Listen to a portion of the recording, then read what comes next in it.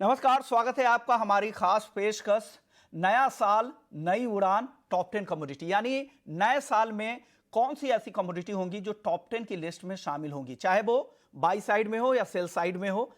किस तरह की चाल रहेगी, वो कौन से ऐसे एक्शन वाले 10 कमोडिटी होंगे, उस पर चर्चा करने वाले हैं। और आज इस चर्चा में साथ देने के लिए हमारे साथ तीन खास मेहमान हैं। हमारे साथ जाने माने कमोडिटी एक्सपर्ट और कमोडिटी गुरु जी चंद्रशेखर जी भी मौजूद है, और साथ ही अजय केडिया हैं, केडिया कमोडिटी से, और पैराडाइम कमोडिटी से बीरेन वकील साहब है। आप तीनों मेहमानों का बहुत बहुत शुक्रिया, आप नए साल के शो में हमारे साथ शामिल हो रहे हैं।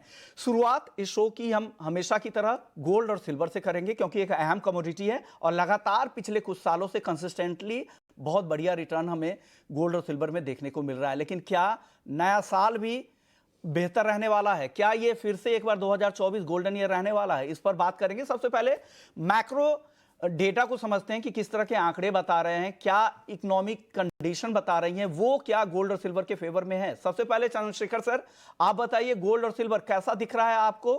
किस तरह की चाल आपको गोल्ड और सिल्वर की नए साल में दिख रही है?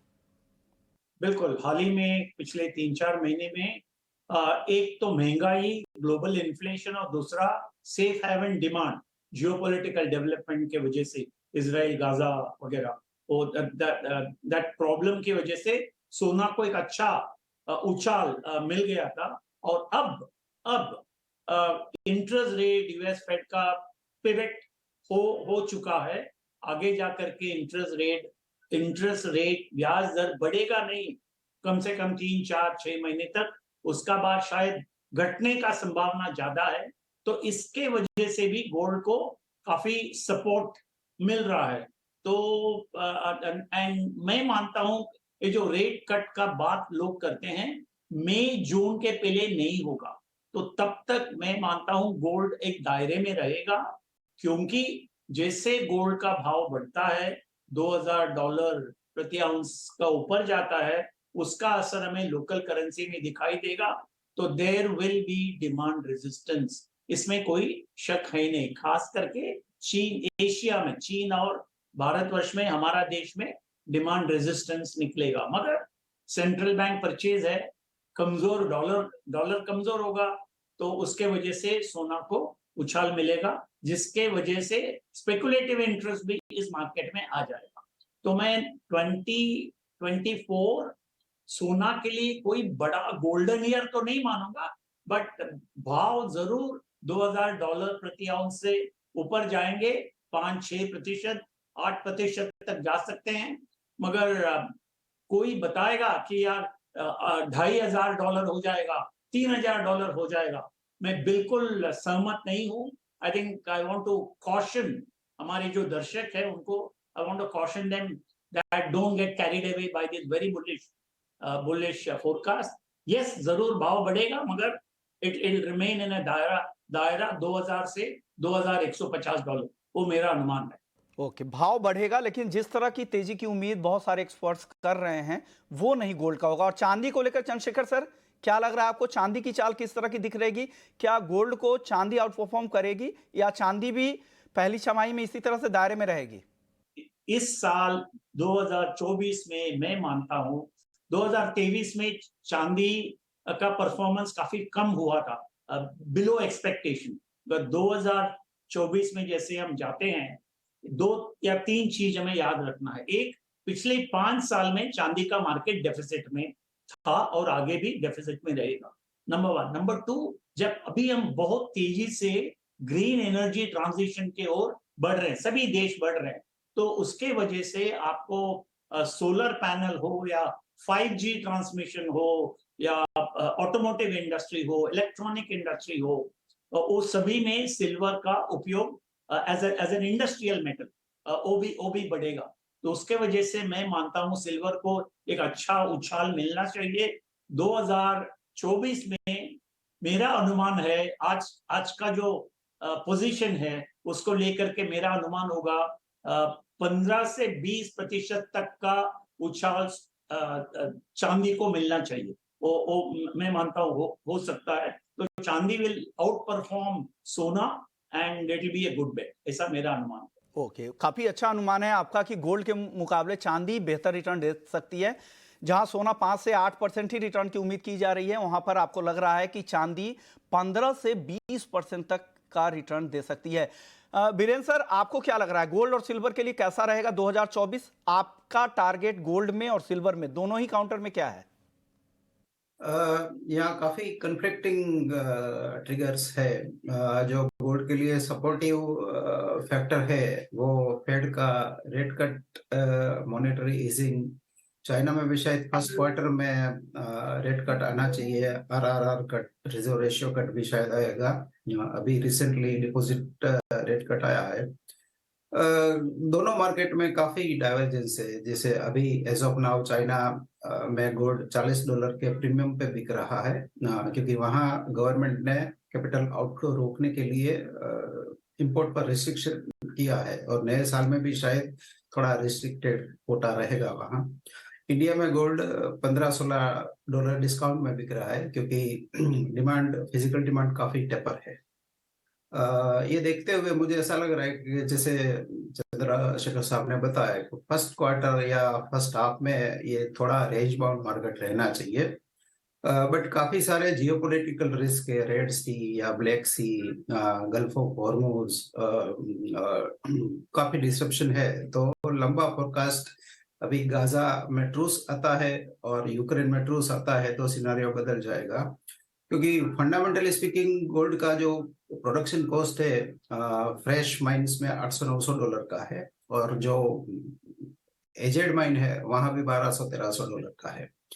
बाकी का जो भी प्राइस हम देखते हैं वो मॉनेटरी प्रीमियम या जियोपॉलिटिकल प्रीमियम है। तो इस सिनारियो में कोई बदलाव आता है तो इसमें डीपर करेक्शन भी आ सकता है। फिर अभी फिलहाल ऐसा मान सकते हैं कि 1800-2200 के बीच अगले 3-4 महीने तक रहना चाहिए। ओके, 1800 से 2200। और गोल्ड को लेकर, सॉरी, गोल्ड को लेकर तो आपने बता दिया, 1800 से $2200 का दायरा आपको कॉमेक्स में 3-4 महीने दिख रहा है। चांदी का क्या दायरा आपको दिख रहा है बीरेन सर 2024 के लिए? सिल्वर डॉलर टर्म और रूपी टर्म दोनों में सेपरेट देखना होगा। डॉलर टर्म में ये मार्केट करीबन पिछले 40 साल से ब्रॉडली स्पीकिंग 12 से 18 के बीच रहा है। रूपी टर्म में ड्यूटी और लोकल करेंसी डेप्रिसिएशन को देखते ये निरंतर बुलिश रहा है। यहाँ डिमांड को लेके दो डाइवर्जेंस है। जो कन्वेंशनल डिमांड थी सिल्वर ज्वेलरी की और सिल्वर फोटोग्राफी, जो स्टिल फोटोग्राफी एक जमाने में रहती थी, वो बिल्कुल चली गई है। जबकि न्यू इकोनॉमी जैसे ग्रीन इकोनॉमी, सोलर पैनल, इस सब में डिमांड है। खास करके जो नए हाई एंड व्हीकल्स आए हैं, इसमें जो बैटरीज आती है वो सिल्वर कैडमियम आती है या सिल्वर निकल आती है। तो ईवी में थोड़ी डिमांड सिल्वर की बढ़नी चाहिए। जहां तक रेंज का सवाल है तो मैं डोमेस्टिक रेंज इसकी 65 से 78 या 80 की मानता हूं फॉर द फर्स्ट हाफ। और डॉलर टर्म में इसकी रेंज प्रोबेबली $22 से $28 की दिख रही है फॉर द फर्स्ट हाफ। फिर आगे हाउ जियोपॉलिटिक्स और इंडस्ट्रियल चाइना रीओपनिंग कैसे पान आउट होता है वो देखना होगा, क्योंकि चाइना में निरंतर स्टिमुलस आता है तो इसकी थोड़ी लेगिंग इफेक्ट मैं समझता हूं कि second half of China economic performance में be much better than first half. यानी जो फैक्टर जो काम करेंगे, एक तो चाइना रीओपनिंग, इंडस्ट्रियल डिमांड किस तरह की रहती है, वो चांदी की कीमतों को यहाँ से ड्राइव कर सकती है। लेकिन पहली छमाही में लग रहा है वीरेंद्र सर को कि 80,000 तक चांदी जा सकती है। केडिया जी, गोल्ड और सिल्वर को लेकर आपका अनुमान क्या है, आपका टारगेट क्या है नए साल को लेकर? वेरी गुड आफ्टरनून विश्वन जी। डेफिनेटली चंद्रिका सर ने और वीरेन भाई ने भी काफी अच्छे इंसाइट दिए, बट मेरा थोड़ा सा कॉन्ट्रा व्यू है। I am more bullish on Boolean. उसके 2-4 कारण है। अगर हम देखें पिछले साल सेंट्रल बैंक की जो जबरदस्त बाइंग है वो अभी भी दिख रही है। डी डॉलराइजेशन इज इंपॉर्टेंट जो हमने 2023 में देखा है। चाहे इससे पहले हम ईरान के साथ ट्रेड देखते थे या रशिया का हो गया, अब जैसे डी डॉलराइजेशन हो रहा है डॉलर में, हमने पिछले साल अक्टूबर में 114 का लेवल देखने के बाद अब 102 के नीचे जा चुका है। तो वो कंटिन्यू गोल्ड गोल्ड को सपोर्ट करेंगे। और सबसे बड़ा जो खतरा था वो था इंटरेस्ट रेट को लेकर, जो पिछले 1 साल में हमने देखा कि कंटिन्यू फेड अपनी इंटरेस्ट रेट को घटाते जा रहा है। अभी तो स्टार्ट हुआ है, जो मार्च में हम देख रहे हैं 150 बिप्स की बातें होने लगी, चाहे हम बैंक ऑफ इंग्लैंड की बात करें, ईसीबी की बात करें, सभी में। तो मुझे लगता है हाँ, एक बार इक्विटी मार्केट में थोड़ा करेक्शन मुझे लग रहा है कि मार्च अप्रैल में मिलेगा, वो सोने और चांदी को भी दबाव में लेके आ सकता है। क्योंकि अब तक हमने देखा कोविड के पीरियड में भी ये हुआ, कोविड अनाउंसमेंट हुआ, सोने में भी इनिशियल एक फॉल आया, उसके बाद एक बड़ा जंप आया है। तो मुझे लगता है कि वॉलिटिलिटी सीवियर रहेगी। जैसे ये साल में हमने देखा कि 1800 ऑलमोस्ट 1808 का लो देखा था हमने, तो $1800 से 2150 का हाई, लगभग $350 का मूवमेंट बना है। और जब भी ऐसा बड़ा मोमेंटम आता है तो हम एक बड़ा मूव देखते हैं। तो कंजर्वेटिवली मुझे लगता है कि इंटरनेशनल में, बाकी मैंने एक रिपोर्ट भी दी थी जहां पे 24 पॉइंट रखे थे हमने कि ये 24 पॉइंट है जो $2400 तक सोने को ले जा सकता है। बट कंजर्वेटिवली बात करूं तो मुझे लगता है डाउन साइड में वापस हम प्राइजेस को 1880 से 1900 तक का लेवल देख पाएंगे, वॉलिटिलिटी हाई होने की वजह से। हायर साइड में कंजर्वेटिवली मुझे लगता है 2240 का इनिशियल टारगेट है। आई एम वेरी होपफुल, जिस ढंग से सेंट्रल बैंक रेट कट कर रहा है और सेंट्रल बैंक्स गोल्ड पे शिफ्टिंग कर रहा है, $D, इनफैक्ट ब्रिक्स की जो मीट हुई थी वहां पे गोल्ड बैकअप करेंसी की बात भी चल रही है।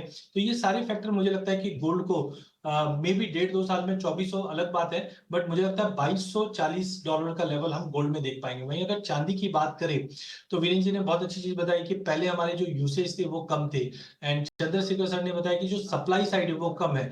इसी को देखते हुए मुझे लगता है गोल्ड सिल्वर रेशियो पे नजर रखिए, क्योंकि कोविड के बाद 126 से हमने काफी बड़ा रेशियो में फॉल आते हुए देखा। इसका 50% अगर हम बात करें तो 90% का रेशियो होता है। तो 90 के ऊपर मुझे रेशियो जाती हुई दिखाई नहीं देती है। डाउन साइड में मुझे लगता है 72 तक का लेवल रेशियो दिखा देगा, जिसका मतलब चांदी आउट परफॉर्म करनी चाहिए। तो रिसेंटली हमने देखा $26 तक का ये हाई लगा था, जहां पे मुझे लगता है कि अगले साल में चांदी $30 से $32 के बीच में स्पाइक करते हुए दिखाई देगी। कच्चे तेल की बात कर लेते हैं। कच्चे तेल के लिए नया साल कैसा रहने वाला है चंद्रशेखर सर? हाँ, कच्चे तेल में एक ओवर सप्लाई का जरा डर था लोगों को मार्केट में, मगर वो अब धीरे धीरे कम होते जा रहा है। जो ओवर सप्लाई का डर था फर्स्ट क्वार्टर में खास करके, उसके वजह से ही क्रूड ऑयल में, ब्रेंट में जरा सा कमजोरी हमें देखने को मिला। मगर मेरा अनुमान है कि ओपेक प्लस ये जो उनका कटौती का जो निर्णय है वो जारी रहेगा डेफिनेटली फर्स्ट क्वार्टर में। वो शायद सेकेंड क्वार्टर तक भी वो खींच सकते हैं उनका जो production cut, decision to cut production. और ये सब ओपेक प्लस सब मिल करके समझो पूरा डिसिप्लिन का साथ प्रोडक्शन मेंटेन किया तो मार्केट में लगभग 22 लाख बैरल का कमी आ सकता है।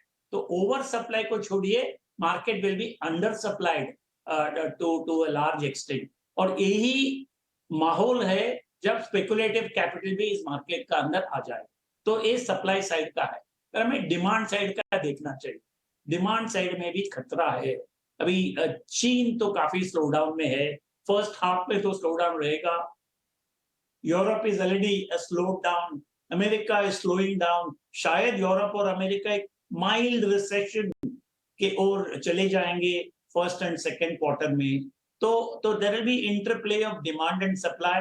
मगर मैं कोई क्रूड ऑयल में, ब्रेंट में collapse, I don't see any collapse at all in prices. If anything आजकल का जो लेवल है उससे $4-5 बढ़ सकता है, $80 तक जा सकता है ब्रेंट का इन द फर्स्ट क्वार्टर।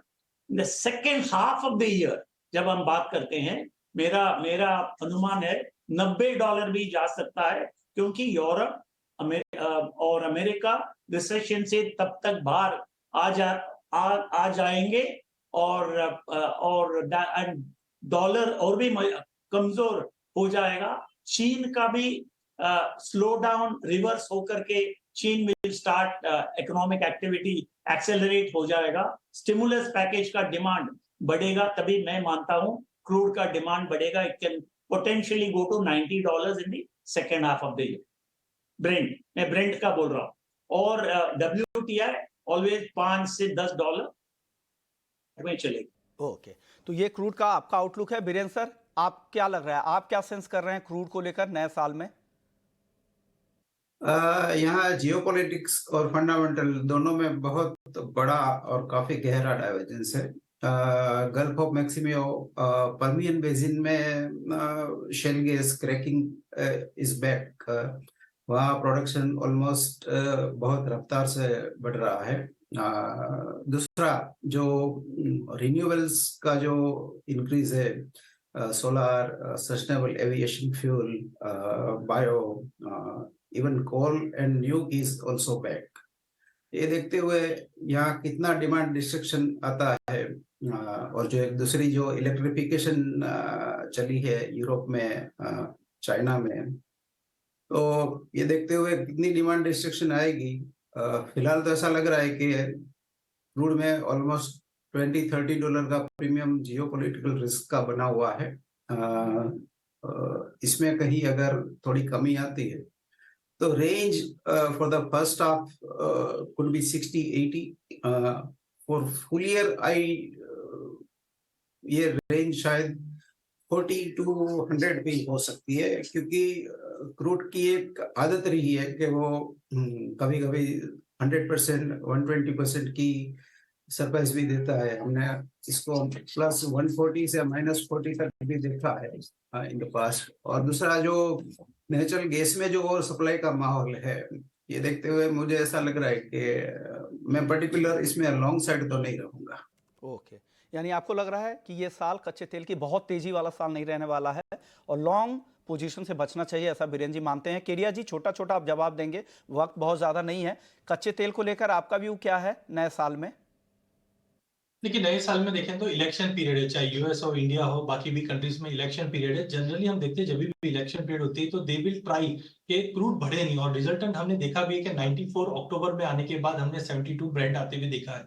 तो टाइमिंग मुझे लगता है एक बड़ा दायरा बना रहेगा, जैसे चंद्रशेखर सर ने भी कहा है 70 से लेकर 90 का दायरा बन रहा है। इनकेस कोई एस्केलेशन होता है तो प्राइसेस जाएंगे जरूर, बट सस्टेन नहीं कर पाएंगे। आज यूएस 13.3 मिलियन बैरल का प्रोडक्शन पे हाईएस्ट पे पहुंच चुका है, इन्वेंट्रीज बढ़ाने की कोशिश कर रहे हैं। तो मुझे लगता है एक बड़े दायरे में मार्केट ट्रेड करता हुआ दिखाई देगा। एज ऑफ नाउ पूरे साल भर का बोलना थोड़ा डिफिकल्ट है। फर्स्ट क्वार्टर में हमारे यहाँ पे सरप्लस है जो प्राइस को दबाव रखेगा, सेकंड हाफ में थोड़ा डिमांड बढ़ेगा, बट कुल मिला के 70 से 90 के बीच में ब्रेंट ट्रेड करता हुआ दिखेगा। ओके, 70 से 90 के बीच में दिखेगा पूरे साल के लिए। हालांकि अभी से इतना अनुमान लगाना, जब सिनेरियो जियोपॉलिटिकल सिनेरियो ऐसा है तो बेहद मुश्किल है। नेचुरल गैस को लेकर क्या लग रहा है चंद्रशेखर सर, छोटा जवाब दीजिएगा एनजी पर। बिल्कुल बिल्कुल, काफी मैं सप्लाई रिस्क देख रहा हूँ नेचुरल गैस मार्केट में। नंबर 2 में डिमांड धीरे धीरे धीरे बढ़ते जाएगा 2024 में, वो भी देख रहा हूँ। तो I expect prices to remain firm in 2024। Natural gas में कोई भाव का कोलैप्स होने का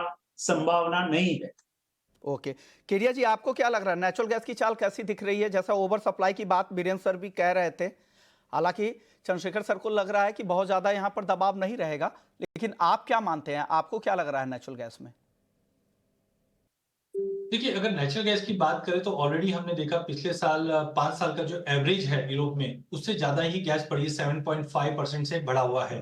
तो आई डोंट थिंक कि कोई मटेरियल बड़ा जंप आने वाला है प्राइजेस में। May be because of supply concern, अगर प्राइजेस वापस इंटरनेशनल के हिसाब से अगर हम देखें $3 तक भी आता है तो गुड टू सेल। नीचे में मुझे लगता है प्राइजेस वापस $2 या उसके नीचे भी जा सकता है, बट इतना ज्यादा फॉल बैक नहीं है। तो डोमेस्टिक मार्केट की बात करें तो मुझे लगता है 260-70 का रेंज हमने पहले ही देख चुके हैं। सेल ऑन रैली रखिए, बिकॉज इन्वेंट्री यूएस में और यूरोप में काफी हैंडसम है एज ऑफ नाउ डिमांड के मुकाबले, और आई थिंक थोड़ा थोड़ा प्रेशर ही रहेगा। तो I am not so much bullish on natural gas. Okay, यानी तेजी पर बेचने की सलाह केडिया जी की तरफ से आ रही है। चलिए अब मेटल्स की बात कर लेते हैं। चंद्रशेखर सर, बेस मेटल्स का आउटलुक क्या है 2024 का? बेस मेटल्स तो लगभग it is China story primarily. एक जो मेटल है जिसका मैं काफी अच्छा अपसाइड में देख रहा हूं वो होगा जिंक, क्योंकि जो कि कंस्ट्रक्शन सेक्टर में काफी वीकनेस है जिंक, और एलएमई स्टॉक्स भी बढ़ रहा है। तो जिंक का जो आजकल भाव चल रहा है $2,500 प्रति टन, वो जरा $200 तक बढ़ने का संभावना है। अगर कॉपर जो है is a metal of electrification, और हमारा विश्व भर सब इलेक्ट्रिफिकेशन ही चल रहा है, तो उसका डिमांड काफी काफी मजबूत रहेगा और सप्लाई आउटलुक इतना अच्छा नहीं होगा ऐसा मेरा अनुमान है, क्योंकि जितने भी माइंस है वो सब they are growing old, ageing mines जो बोलते हैं, और नया कोई इन्वेस्टमेंट आ नहीं रहा है। फिर हम देखेंगे तो कॉपर का डिमांड बढ़ेगा, सप्लाई बढ़ने का संभावना कम है, और चिली और पेरू जैसे देश में जहां उत्पादन ज्यादा है वहां देयर आर सप्लाई रिस्क, तो डिमांड ग्रोथ सप्लाई ग्रोथ से ज्यादा होगा। उसके वजह से मैं 8 से 10% का बढ़ोतरी देख रहा हूं भाव में। आजकल कुछ $8,500 पर टन चल रहा है, और 9,000 पार करके $9,200 प्रति टन भी आ सकता है 2024 में। ओके, बीरेन सर, आपको क्या पसंद है बेस मेटल्स में नए साल में? कहां लग रहा है आपको, कहां ज्यादा तेजी दिख रही है? कोई एक काउंटर चुनना हो तो क्या चुनेंगे मेटल्स में? मुझे मेटल्स में जिंक प्रेफर्ड बेट है, क्योंकि रिस्क ऑन एसेट स्पेशली मैं जिंक को फॉलो करने के लिए यूजुअली क्रिप्टो देखता हूं। अगर बिटकॉइन प्लस तो जिंक प्लस, ऐसा मेरा थॉट प्रोसेस रहता है। तो जिंक पे मेरी ज्यादा लॉन्ग साइड की बेट रहेगी। क्रॉस आर्बिट्रेज में जिंक लॉन्ग, एल्यूमिनियम शॉर्ट, ये मैं प्रेफर करूंगा। ये जिंक आपको यहां से ज्यादा तेजी दिख रही है। चलिए अब केडिया जी से समझते। केडिया जी, आपको क्या पसंद है बेस मेटल्स में 2024 के लिए? देखिए, बेस मेटल में 2023 के अंदर सबसे बड़ा जो कंसर्न रहा वो चाइना का डिमांड कंसर्न रहा है। चाइनीज न्यू ईयर फरवरी में है तो डेफिनेटली इंप्रूवमेंट होगा, बट एक्स्ट्राऑर्डिनरी बड़ा जंप मत पकड़ के चलिए, बिकॉज जब इकोनॉमी जंप कर रही है वो टाइम पे अगर बेस मेटल के भाव बढ़े हुए रहेंगे तो कहीं ना कहीं वापस डिमांड पे इंपैक्ट पड़ेगा। बट सेइंग दैट, मुझे लगता है कि definitely I will go with 3 commodity, almost cover हो जाता है कॉपर, जिंक एंड एल्यूमिनियम। जहां पे कॉपर में मुझे लगता है कि अगर इंटरनेशनली देखें तो $8,800 से $9,000 तक का लेवल हम देख पाएंगे फर्स्ट हाफ के अंदर looking to the demand. Zinc के अंदर डेफिनेटली सप्लाई कंसर्न बनेगा। हमने 2-4 माइंस में जो सस्पेंशन देखे बिकॉज ऑफ लोअर प्राइस, वो भी प्राइसेस को सपोर्ट कर रहा है, जहां पे हम डोमेस्टिक मार्केट में करीबन 245 तक का भी लेवल देख पाएंगे। एंड एल्यूमिनियम में रिसेंटली भी हमने देखा कि ऑरेंज अलर्ट के बावजूद हमने प्रोडक्शन कर्टलमेंट देखी, वो भी फर्स्ट हाफ सेकेंड हाफ तक हम सपोर्टेड रखेंगे, जहां पे 230 तक का लेवल दिखेंगे। तो मेरा जो व्यू है वो फर्स्ट हाफ तक का हम बोल सकते हैं, बिकॉज इससे ज्यादा अगर भाव बढ़ता है तो कहीं ना कहीं डिमांड वापस, क्योंकि इकोनॉमी सब फ्रेजाइल इकोनॉमी में है इस वक्त, तो मुझे लगता है फर्स्ट हाफ के अंदर कॉपर, जिंक और एल्यूमिनियम तीनों में एक अच्छी तेजी बन चार सकती है। मेटल्स पर चर्चा हो गई, gold, silver, crude natural gas, और 4 बेस मेटल्स पर भी चर्चा होगी। तो आपको के पास 8 कमोडिटीज की लिस्ट आ चुकी है। अब 2-2 पिक चुनेंगे एग्री मार्केट से। चंद्रशेखर सर, आपसे ही शुरुआत करते हैं। एग्री मार्केट में 2 टॉप ट्रेड आपको लग रहा है, उनके आउटलुक्स बताइए, कौन से आपको बेहतर दिख रहे हैं यहां से? मैं कॉटन मार्केट है हमारा, देश में कॉटन के भाव बढ़ना चाहिए, क्योंकि हमारा उत्पादन कम है। 300 लाख घाट से भी कम होकर के 280-285 का आसपास है। हमारा बहुत पिंक बॉलवर्म का बड़ा समस्या है। और बट विश्व भर भी हम देखेंगे तो इस साल का जितना उत्पादन है उससे जरा सा ज्यादा रहेगा कंजम्पशन। तो मैं फरवरी मार्च का बाद एक भाव में उछाल देख रहा हूं विश्व बाजार में भी, और हमारा बाजार में भी कम से कम 10 से 12% का बढ़ोतरी भाव में आना चाहिए कॉटन का। This is one. सेकेंड, तो अभी एडिबल ऑयल का हम बात करेंगे। कहीं लोग बोलते हैं एल नीनो का साल है, पाम ऑयल में बहुत बड़ा उछाल आएगा, पाम ऑयल का उत्पादन कम हो जाएगा। मैं नहीं मानता हूं, जरा सा तो कमी आ सकती है, but there won't be any big collapse in crude palm oil production, क्योंकि इस साल एल नीनो इतना जबरदस्त नहीं है। It's a weak El Nino, it's not a strong El Nino, and therefore मैं विश्व बाजार में कम से कम 2 million tonne extra production of crude palm oil देख रहा हूं। सोयाबीन का भी प्रोडक्शन रिकॉर्ड लेवल में रहेगा ब्राजील और अर्जेंटीना को लेकर के। तो मगर हमारा डिमांड इतना तेजी से बढ़ेगा नहीं। द वर्ल्ड विल फेस कम से कम 4 मिलियन टन, 40 लाख टन का supplies will be more than demand in 2020 में। तो मैं एडिबल ऑयल कॉम्प्लेक्स में, खास करके पाम ऑयल में कोई बड़ा अपसाइड या उछाल नहीं देख रहा हूं I think it is not a time to go long on CPU. Okay, यानी आपको लग रहा है कि खाने के तेल में ज्यादा तेजी की संभावना नहीं दिख रही है। कॉटन में 2024 में 10 से 12% की तेजी की उम्मीद है। बीरेंद्र सर, फटाफट से आप बताइए, आपको क्या पसंद है एग्री मार्केट में 2024 के लिए? चुनाव का साल है, इसलिए जितनी भी पॉलिटिकली सेंसिटिव कमोडिटी है उसमें तो मैं लॉन्ग साइड अवॉइड करूंगा। फंडामेंटली स्पीकिंग केस्टर काफी डिस्ट्रेस है, तो जब भी हार्वेस्ट पीक आएगी मार्च अप्रैल के आसपास, तब मैं केस्टर में कन्विंसिंगली बुलिश हूँ उसमें, बट स्ट्रिक्टली फिजिकल, क्योंकि मैं इसमें फ्यूचर्स नहीं करता हूँ। ओके, यानी 2024 में कैस्टर आपको पसंद आ रहा है। कहां तक भाव जा सकता है बीरेंद्र सर कैस्टर का? इसमें मुझे ऐसा लग रहा है कि 5200-5300 के आसपास पर क्विंटल एक्यूमुलेशन स्केल डाउन पे होना चाहिए। प्रोबेबली अपसाइड इसकी 6200 6700 के बीच रहनी चाहिए। सेकंड हाफ कुड बेटर, क्योंकि यहाँ सीरियस सप्लाई साइड रिस्क मुझे दिख रहा है। ओके, यानी सप्लाई साइड का रिस्क दिख रहा है। 52-5300 पे खरीदे, ऊपर में 6200 से 6700 तक जा सकता है। केडिया जी, आपको क्या पसंद है 2024 के लिए? कौन सी एग्री कमोडिटीज आपकी टॉप कमोडिटी के लिस्ट में शामिल है? फटाफट से टारगेट बता दीजिए। बिल्कुल, लिस्ट तो लंबी चौड़ी है, बट मुझे लगता है सुपर एल नीनो का इम्पैक्ट रहेगा। बट दो कमोडिटी अगर पिक करनी है तो पहला मुझे लगता है धनिया, जिसमें हमने पिछले साल ओवर सप्लाई की वजह से काफी बड़ा फॉल देखा है, जहां पे मुझे लगता है करंट लेवल से भी लिया जाए तो 9800 10,000 तक का लेवल हम न्यू क्रॉप में देख पाएंगे। वहीं दूसरी कमोडिटी है गवार। गवार में इनिशियल टारगेट मुझे 6200 लगता है, बट हो सकता है फंडामेंटल अगर चेंज होते तो और बड़ी तेजी दिखा सकते हैं। ओके, शुक्रिया केडिया जी आपका, बीरेंद्र सर आपका, चंद्रशेखर सर आपका। आप लोग आए और हमारे तमाम दर्शकों को आपने टॉप 10 कमोडिटीज बताई कि कहां नॉन एग्री से लेकर एग्री मार्केट तक आपकी क्या राय है और किस तरह की चाल नए साल में रह सकती है। तो इस खास पेशकश को यहीं समेटते हैं, लेकिन बाकी खबरों के लिए आप बने रहिए हमारे साथ। नमस्कार।